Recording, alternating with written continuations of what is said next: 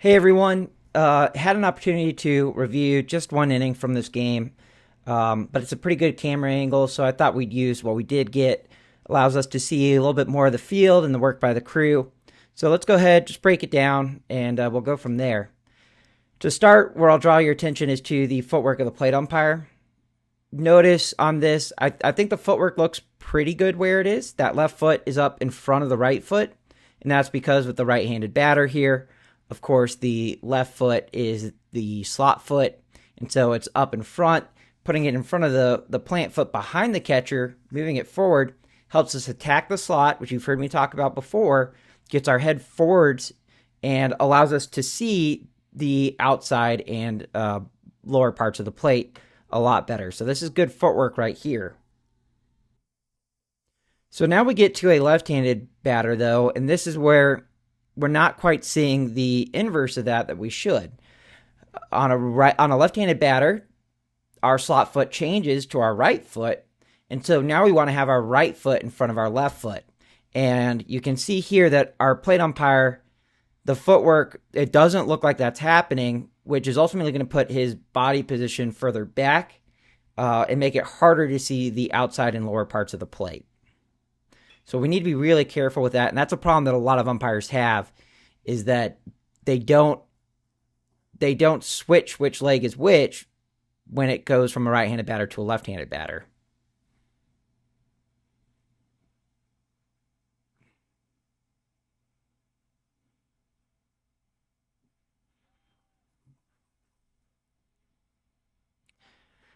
Thought this was just good work by our base umpire. So second and third, we're in the C position, exactly where we should be. This is an uncaught third strike and a play at first. Our base umpire does a good job hustling, getting across the working area, and closing in on that play at first should something strange happen, such as, a bad throw pulls the first baseman and then he's rushing back. This is something I look for a lot in base umpires, is how well do they get across the working area. And it makes a big difference when we're talking about which umpires, we're thinking for high-level varsity, for, where they go in the playoffs. I'm looking for effort things like this that pay off in those rare situations. And so my challenge to you would be, if you're not an umpire that does this, is it something you can add in to your game, something you can work on? Because it really shows on the video, good hustle, good movement, ready for that play.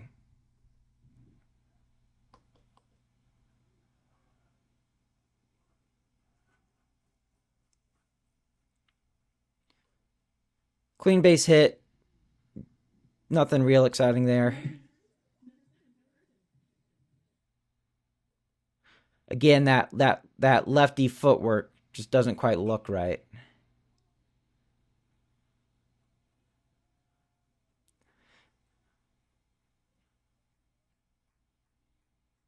So on this play, let's talk about a couple things with it.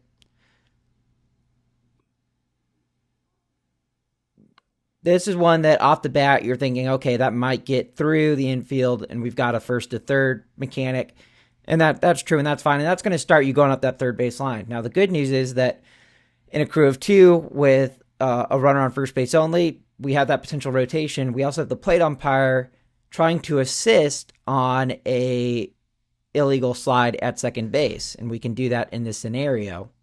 So our to do that, going up that third base line a bit to get that view beyond the pitcher is a good thing to do. What we need to note, though, is that if that ball doesn't get through, as it does here, the second baseman stops it and then tries to throw it to short, we need to be set for that play at second as the plate umpire. We want to be getting set. Doesn't need to be hands on knees, but we need to be still to be able to see this and judge on that play, because at this point, there is no longer a rotation. The batted ball did not leave the infield. We're not rotating on that.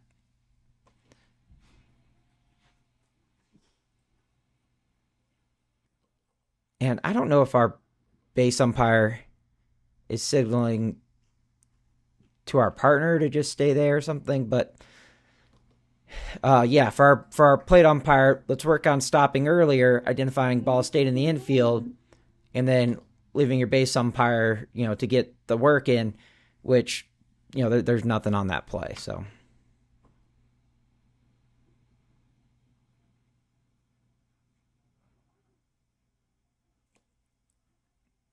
one of the things we don't talk a lot about enough is why we start in certain positions and accrue a two. So runners on first and second, why do we start in C position instead of B, splitting our distance between the two? The answer is that usually our first priority is the most likely pickoff, which is usually going to be the lead runner, unless it's first and third, when they're more likely to pick off to first. So our most likely pickoff here is second base. And you can even see that, and this is how it's going to be almost always, with runners on first and second, the first baseman plays behind the runner at first. There might be a back pick from the catcher, but there's almost never going to be a pick from the pitcher in this scenario. So we don't need to shade that way. On the other side of that, though, is that the next likely play to happen that's going to happen quickly is going to be a steal or a double steal. Or, as we have here, an attempt to advance on a wild pitch. And there could be a play at either base. Our base umpire being in C then is pretty much splitting the distance between second base and third base and can take this play at either base, which higher level games, the catchers on a double steal or a situation like this, maybe they're more likely to, they're at least going to have an idea, do I throw to third or do I throw to second? And that may be based off the speed of the fielders or the speed of the runners, just how the play develops. So that's why we're splitting our distance here. That's why we start in the C position instead of the B position with runners on first and second. So, of course, what would an evaluation be if we didn't have a fun conversation about runners lane interference? So let's take a look.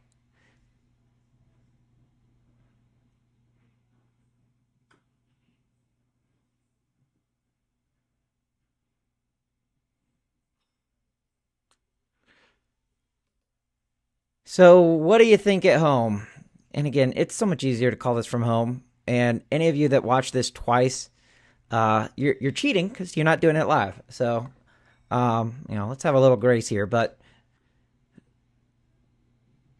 the requirements we have a throw coming from behind the first or from behind the runner. This throw, obviously it's not a perfect throw, but I think our first baseman, you can see where the ball hits the ground. So it's not, if you line that up, it's not too far. Is our runner legal? The answer to that is no. In fact, our runner, not legal, not legal, not legal. And once they're not legal at the start, they can't become legal later. And that doesn't even matter because even here, I don't know that he ever steps in foul territory, maybe on the line towards the end, but definitely I think should have been runner's lane interference on this.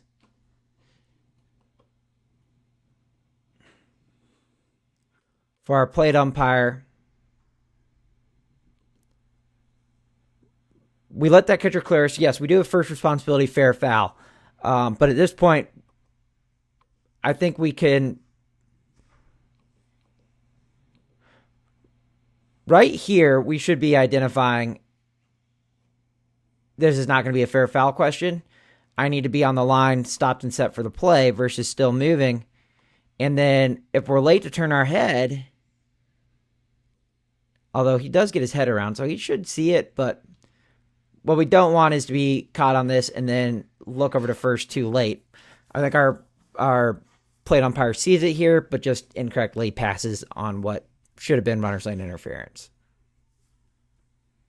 And also, on that note, this overthrow is the responsibility of the plate umpire. And this goes back to the consistent theme of this, is that the plate umpire feels a need to go up to third base. That's not uncommon for umpires to get that feeling from behind the plate. But the reality is you don't need to go to third base. You're not going to go to third base. Your plate or your base umpire is going to. Don't turn your back on the ball. probably want to actually bounce off the line direction of the ball to see trouble ball area, and then go from there.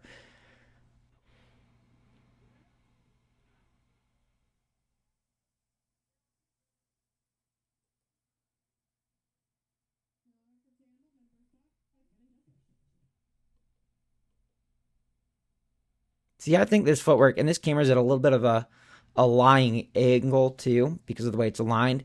I think that left foot is definitely in front of the right, like it should be.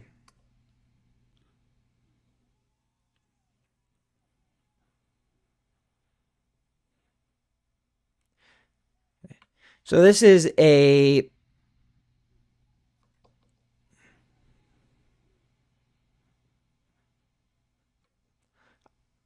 I'm yeah, this is a clean base hit, gets through the infield, and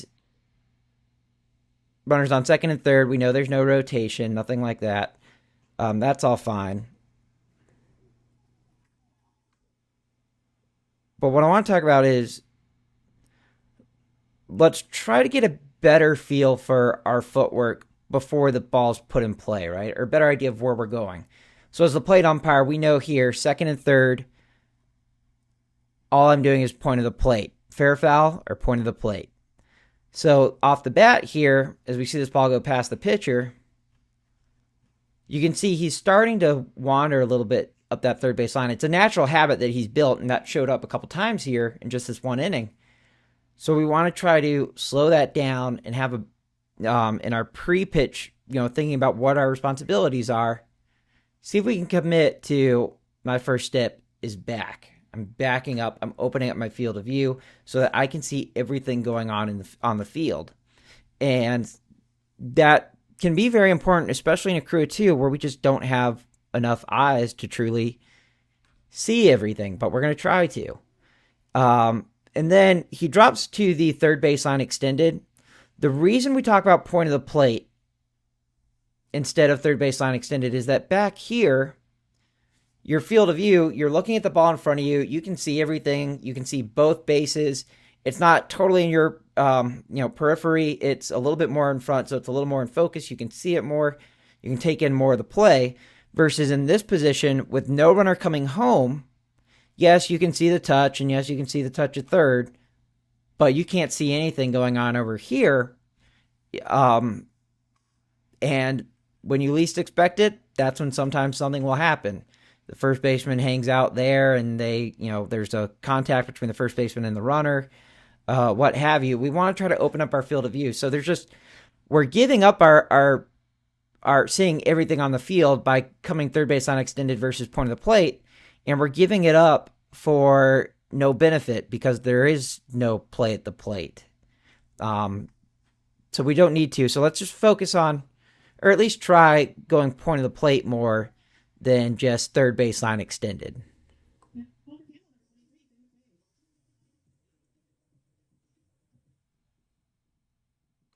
By the way, this is an aside.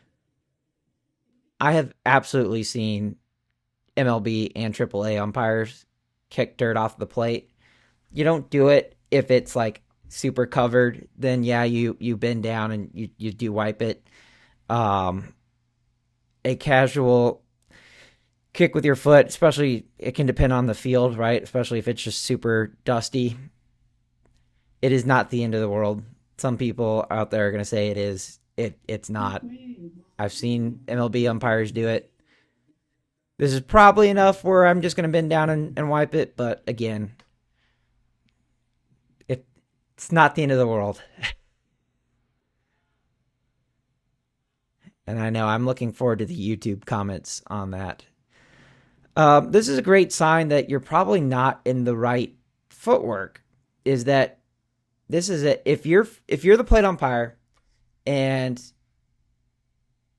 you don't have to move your feet between pitches, that's a sign that you're not attacking the slot enough. So you see, he never resets his feet. That means he's never attacking forward. He's never moving up. That's just a sign that we're not where we want to be to see this pitch. And we could be getting closer. We could be moving up in the zone to better see those pitches. It's not terrible, but let's try to get more aggressive attacking the slot. Second and third, less than 2 outs. Again, you can see just that little bit, right? Just there's this little draw to go at the ball wherever it's hit. And we want to try to not do that. Takes time to develop that, but so long as we see this is not going to be in our coverage area as the plate umpire, definitely isn't, then let's try to line up that tag. So he does, he gets back, but I will tell you, when I watch some of our younger crews and our guys that are working high-level collegiate or even affiliated professional ball or unaffiliated but still professional baseball, they move quick and they move well, and you'll see they're almost always lining this tag up from right over here. And it's fine. It's just you have to keep in mind they want to work championships too, right? They want to work the big games too. Are you able to keep up with them? And that's a legitimate question. But it's fine here. Gets to the third baseline extended. Able to see that a potential play at the plate should it have developed. There's nothing real exciting there. No. By the way, this is a ridiculous amount of dirt and chalk that comes flying up. Another great example of all game I'm not going to be bending over every 3 pitches to wipe off the plate. But that's the end of that's the end of our video. So take this as a learning opportunity. There's lessons here for everyone. Some of it you might be able to use in your game. Some of it you might not. But I hope this helps some of the crew members and helps the rest of you in your game. So thanks for watching, and we'll have another one of these coming very soon.